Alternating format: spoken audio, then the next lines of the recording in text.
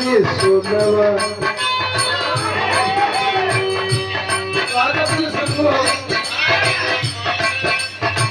अरे ना है सुना बचे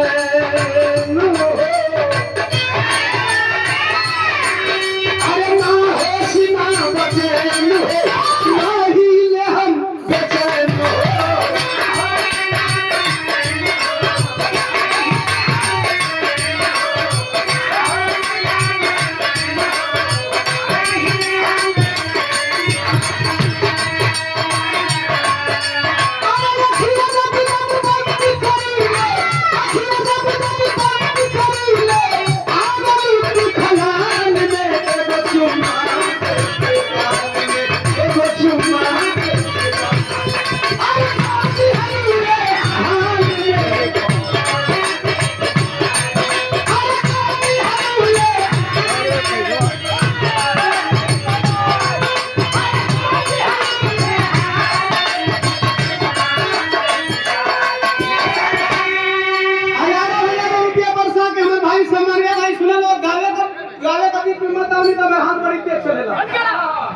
गावे के बीच में मत जाओ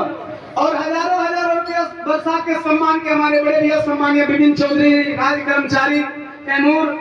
और आपके द्वारा प्रदान किया गया बहुत बहुत सादर जय भीम जय भारत जय संविधान